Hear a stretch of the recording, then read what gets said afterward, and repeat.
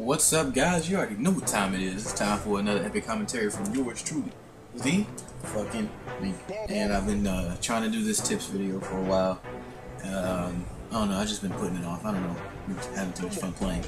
Anywho, today I was gonna show you guys how to properly use fade routes to their full extent. Okay, and I'm not saying that people don't know how to use fade routes, but basically there's a lot of different ways people use them. Same thing with, like, you know, streaks, tight ends. Everybody has like different philosophies on when to do this and when to do that, and I was just gonna give you guys my insight. And sorry if my mic quality sounds bad. I'm kind of using my built-in computer mic because something's wrong with my microphone right now. But anyway, let's get to it. So usually I like to come out in the single back formation because my tight ends are right next to my line of scrimmage, right on the line of scrimmage, and they're right next to the other offensive lineman. And my base play, I come out in the halfback stretch just because whenever I want to switch back to a run, I can. And let's have the defense come out in a basic. Let's just go with a basic 2-man under and 3-4. I think that was a 3-4 odd. Yeah. They're in the 2-man under. So I'm using the Ravens, and that's the Patriots on the other side. So audible to deep pass, and I don't know whose playbook I'm using. I don't even know. I know this is a Baltimore style. I think this is Green Bay. That's my team. So the first thing I wanted to show you guys was tight end fades. A lot of people do tight end streaks instead. I prefer fades on man coverage and sometimes zone, depending on what kind of formation they're in. And let's go ahead and put X on the slant just because he doesn't get open sometimes. So with the tight end fade, you usually want to fade the tight end that's on the right side of you. That's usually the tight end that catches the best. The left side is usually for blocking. Although you can put the left on a fade, but I think it's harder to get the ball to him, especially when you see the guy who's on the Rivera, which would be my other controller. He's clearly in that hook zone, so I don't know. But anyway, yeah, so you put the tight end on the fade, and once you snap the ball, you see that linebacker, they start trying to follow him, but you just pass lead to the inside, and I'll show you exactly what happens in the instant replay. Now let's go over to Dennis Pitta, zoom in just to make it a little bit clearer. So let's go a little bit slower, and we're going to flip it this way. Now, you see where, I'm sorry, I don't even know, I don't really know the Patriots roster, so I'm sorry if I don't know your name. Oh, that's Hightower. No, that's Hightower. That's what it said. But yeah, so you see Hightower, where his head is turned. That's, I don't know, I think that for me that's the key behind this play. So as we keep going, you see Dennis Pitta is facing one way and Hightower's facing the other. I don't know why that is. Maybe that's just a little glitch.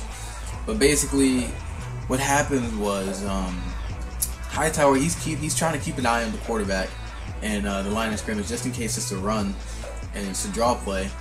But as soon as Dennis Pitta starts to go out, he's trying to keep up with him. So he tries to get a step.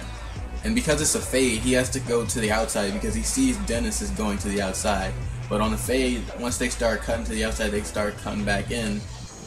And once you let the ball go and you pass play to the inside, now Hightower has to play catch up. He's too far away. The ball's already in the perfect spot, and Dennis is going full speed, and now he's just between the two safeties. Sometimes if you do it right, you can even, like, move past those safeties and get the touchdown. But that's just the basis of this play.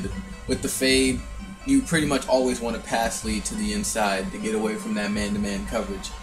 Now, let's try it again, but this time with Dixon. And this goes back to what I was saying, it's easier to do it with the right side.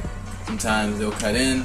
Now you see that linebacker has that inside position for some reason, so pass leading to the inside doesn't really do as well as it was pass leading as on the left as it is on the right. But I think sometimes you might be able to pass lead to the outside instead.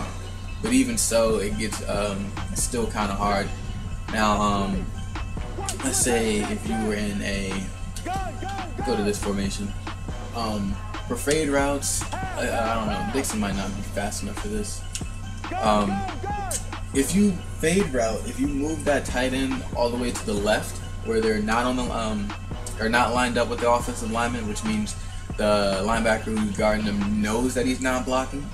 If you put, let's say that's Torrey Smith or any other the outside wide receiver, if you put them on the in route, what happens is as they're coming in, sometimes, well, that's not what that didn't happen how I wanted to happen.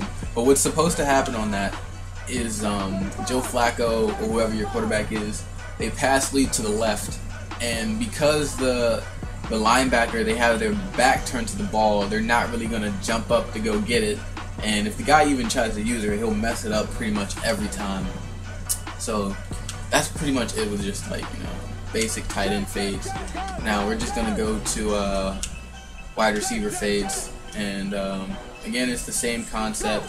Snap the ball, and as soon as you get that inside position, you just want to pass lead to the inside.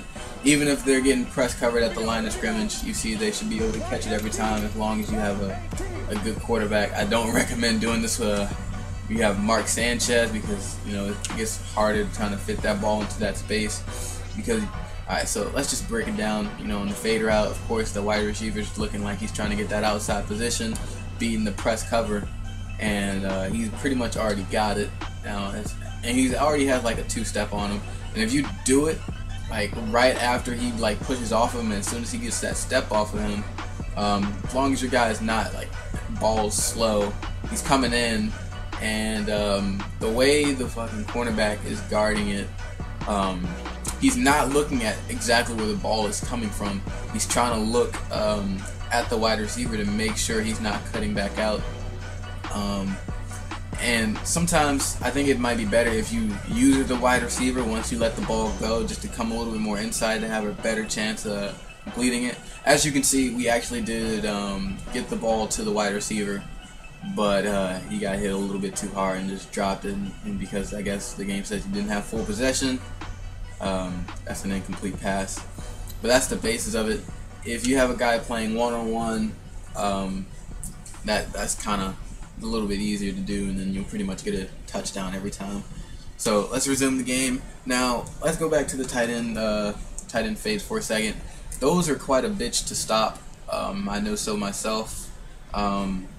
Personally, you're not really gonna do it that well in man coverage.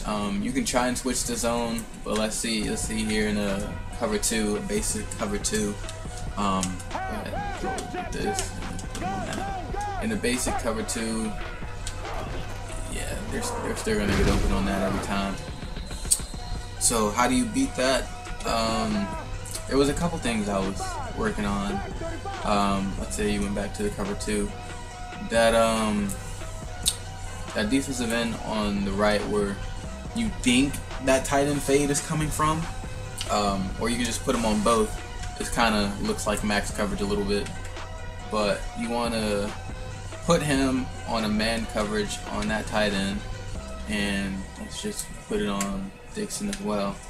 So now the tight ends are getting bumped at the line of scrimmage. They're not getting off the line fast enough, and because this play thrives off of your tight end being able to get off that line of scrimmage, what should happen is you should throw an interception, because for some reason defensive ends can keep up with the tight ends. So, but sometimes it doesn't, sometimes it does. But that's just what I think work. Or what you can do is, if you're in man coverage, all you really got to do is that middle linebacker that's supposed to be in the hook zone, all you got to do is just flip the play. And sometimes that hook zone, it's because it's on the other side, you should be able to stop it. Because you know it's going to come from the right side most likely, because like I said, the left is hard to do it from. And like I said, even if you just switch it, these fades are incredibly hard to stop. There's a lot of different theories behind it. Sometimes you can come up and maybe put the hook zone right there. That might stop it. Honestly, I'm just messing around here. I've honestly tried stopping it myself, and it just seems that might be the easiest. He threw an interception directly to him. So doing this against cover 4, might be hard.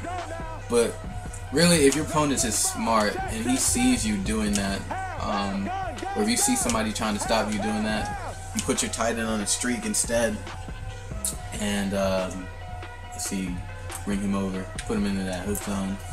The tight end's on a streak. Hopefully he's not getting bumped at the line of scrimmage. Pass lead to the outside.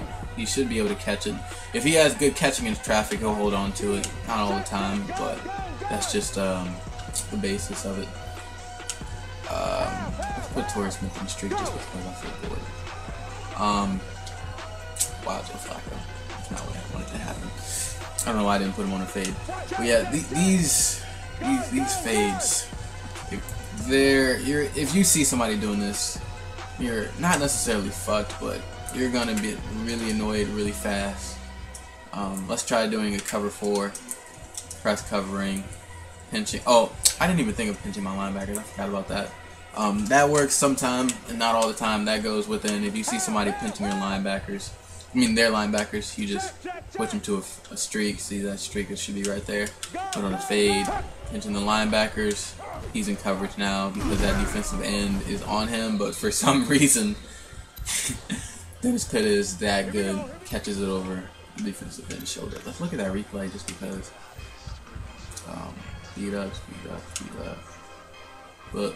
See, now the defensive end is the only. For some reason, defensive ends play it a lot better than linebackers, like I said earlier. So, blah blah blah blah blah. But he still gets that in. Oh, look. Wow. Now that's just crazy. Look. Oh crap! Gotta zoom in. Catches it through his helmet. Even hits the guy with an elbow and everything. Brings it in.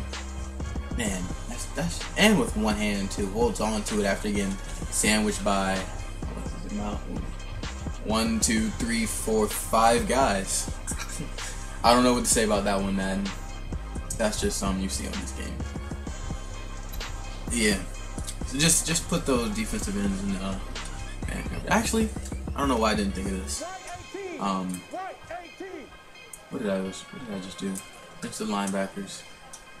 Move the defensive ends into hook zones and blitz Rivera. Ooh, he came up too far. Blitz Rivera. I should be able to stop it. I'm not mistaken. Oh, why did I run the ball? Yeah.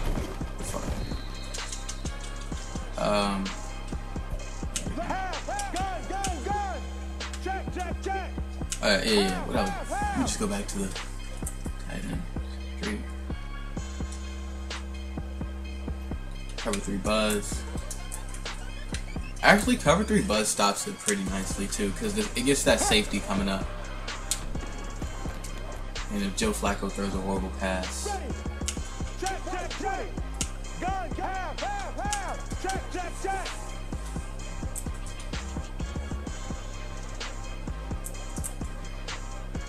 Okay. Now you see he's on a fade now. Getting bumped. But he gets that one-on-one coverage. Beat. Yeah, guys, that's just the basis of it. How to use your tight ends to full extent for fades, streaks, everything. I don't know. This game, defense, like they said, is kind of hard to play. You really gotta be smart, have great audibles, mix up your plays extremely well. I think the closest thing to stopping this thing is probably the. What the hell is Rivera? Did I do that by accident? I probably did. You just gotta play max coverage, kinda. But with max coverage, if they're running, this goes back into why I'm saying start off with a halfback stretch. Because they're doing that, you get great blocking, get about 10 to 12 yards every trip. Really hard. I don't know. Anyway, guys, I've been Z making them out. Peace.